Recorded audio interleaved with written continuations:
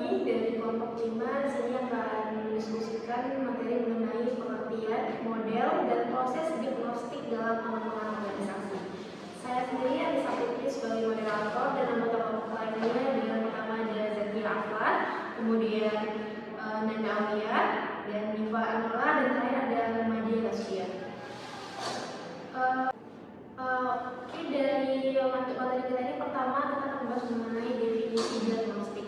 Dari teman-teman ada yang menjelaskan apa pengertian dari diagnostik itu sendiri? Oke, pada Zakia. Baik, saya Zakia Aflar yang menjadi kelompok 107. Izin menjelaskan sedikit tentang apa itu diagnostik. Nah, diagnostik adalah istilah yang merujuk pada penggunaan serangkaian atau prosedur atau metode untuk mengidentifikasi penyebab, sifat, dan tingkat suatu kondisi atau masalah. Sekian itu menurut saya. Kalau dari teman-teman lain ada pendapat tersendiri? Oke, pada dia. Oke, terima kasih kepada moderator. Kalau menurut saya diagnosis itu cukup sangat dikenal dalam istilah medis, di mana merupakan suatu proses menemukan penyakit atau utama suatu penyakit atau kondisi kesehatan pasien. Nah, kalau untuk pengertian diagnostik dalam pengembangan organisasi, dia ada nggak?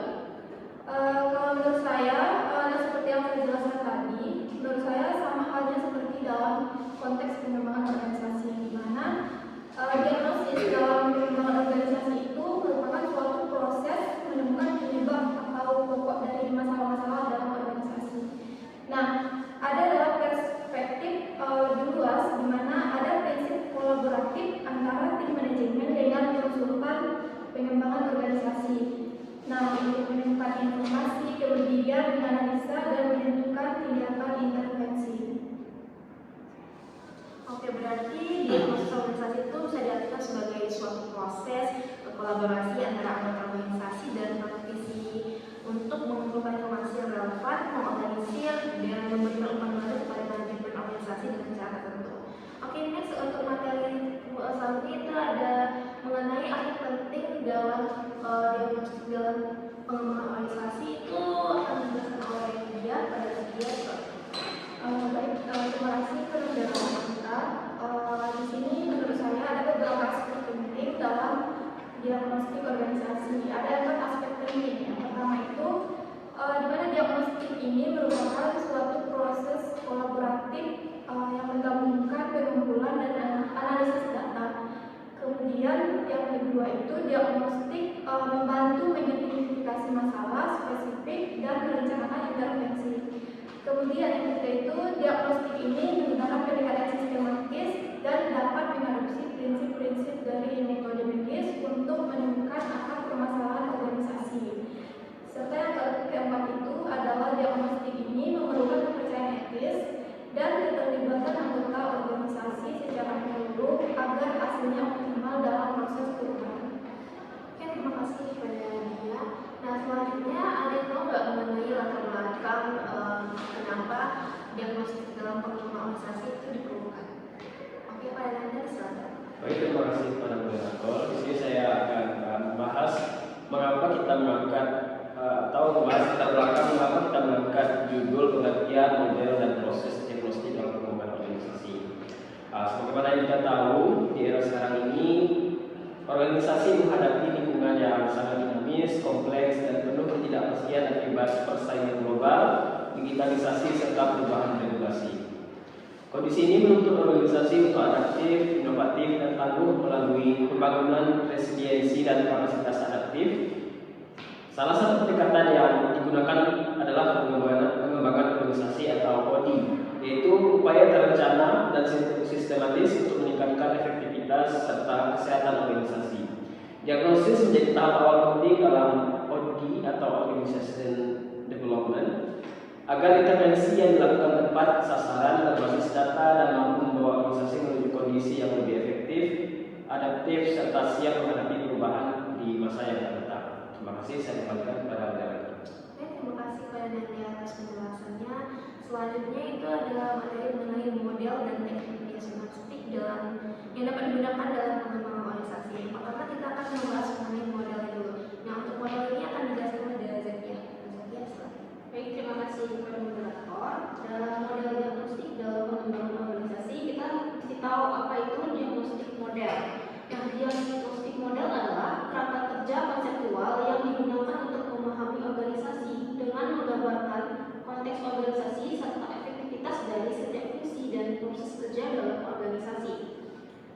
Mendiagnosa organisasi membutuhkan cara berpikir yang rasional dan objektif, bahkan kalau memungkinkan terbebas dari keterikatan emosional.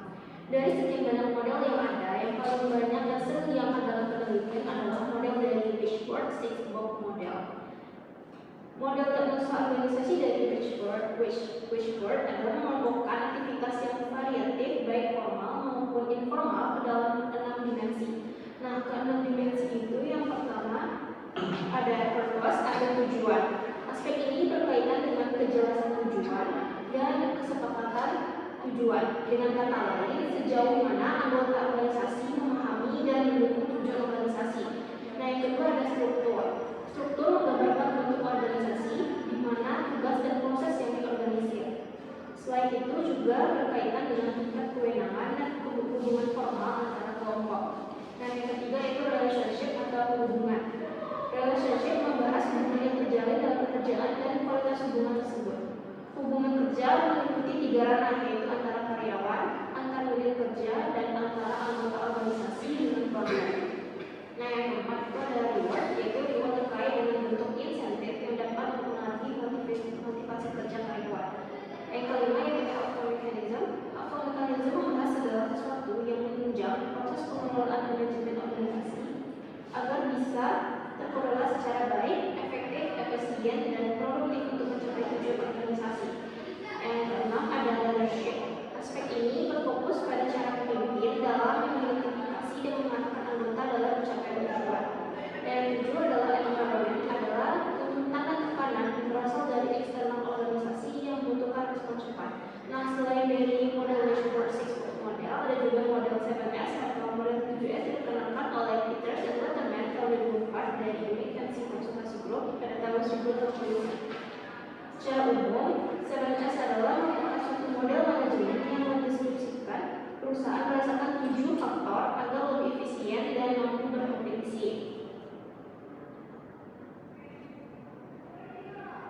Nah, dari ketujuh itu, ide dari 7S Cancer model disebut juga sebagai subordinate goals yang merupakan perpanjangan tangan dari visi organisasi dan menjadi landasan mengapa suatu organisasi itu ada.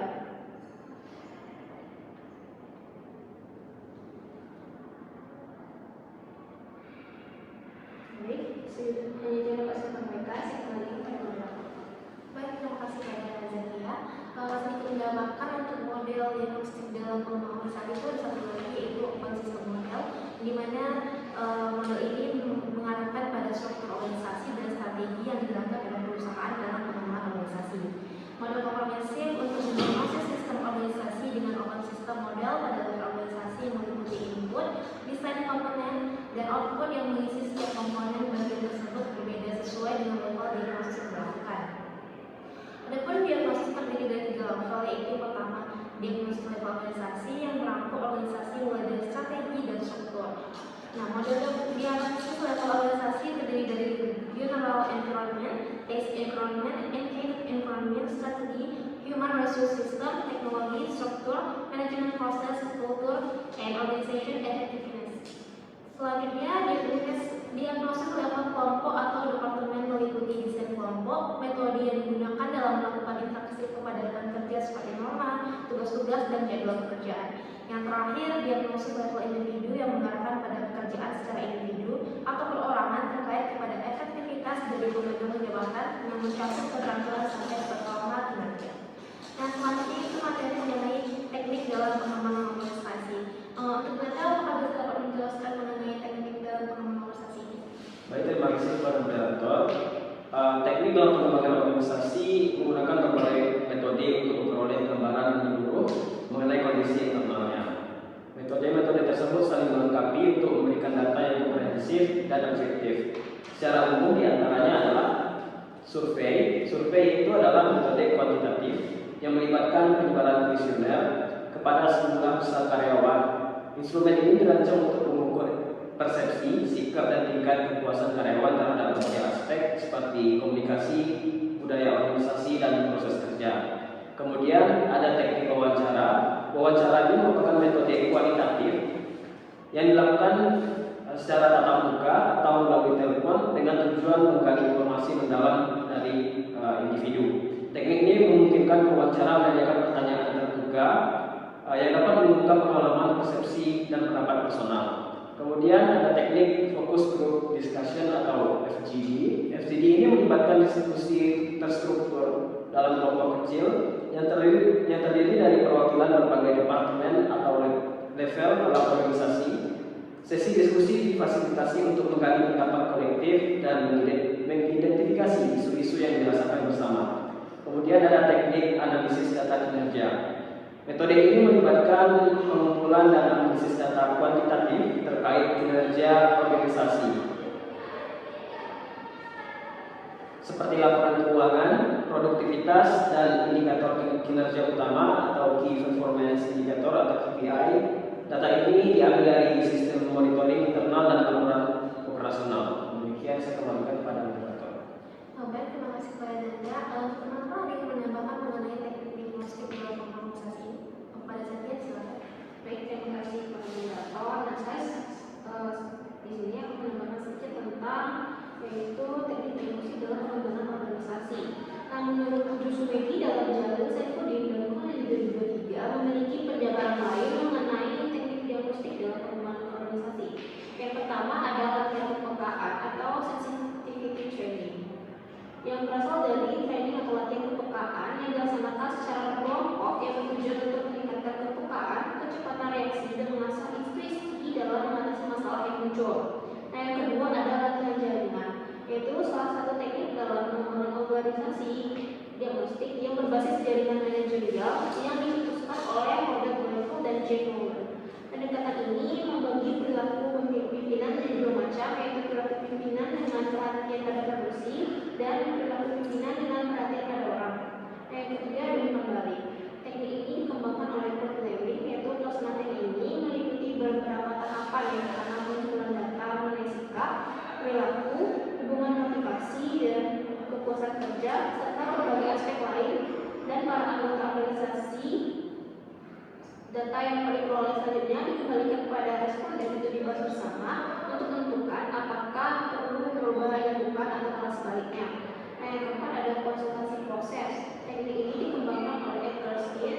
Konsultasi proses didefinisikan sebagai suatu rangkaian kegiatan oleh konsultan dalam membantu organisasi agar mampu merasakan, mengerti, dan bertindak terhadap peristiwa-peristiwa yang terjadi dalam lingkungan organisasi.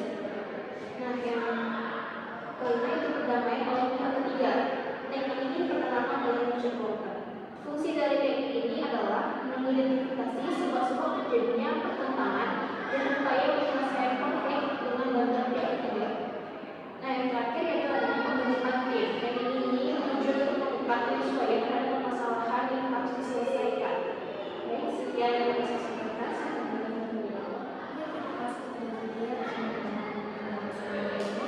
Selanjutnya mengenai proses diagnostik dalam organisasi, kita akan menjelaskan. Baik, terima kasih moderator. Selanjutnya itu proses diagnostik dalam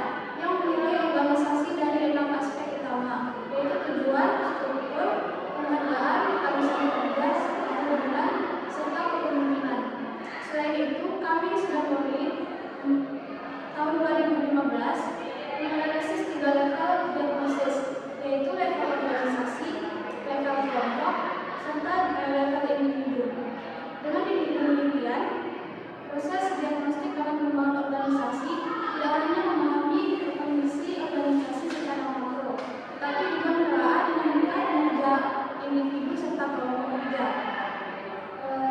Selanjutnya, manfaat proses diagnostik dalam pengembangan organisasi. Yang pertama, menjadi dasar perencanaan perubahan yang terarah dan terukur. Yang kedua, menemukan kesenjangan antara kondisi aktual dengan tujuan organisasi. Manfaat yang ketiga yaitu membantu organisasi beradaptasi dengan perubahan internal dan eksternal. Kemudian manfaat yang terakhir yaitu menjadi alat evaluasi berkelanjutan untuk meningkatkan efektivitas dan produktivitas. Sekian dari saya kembalikan kepada Bapak.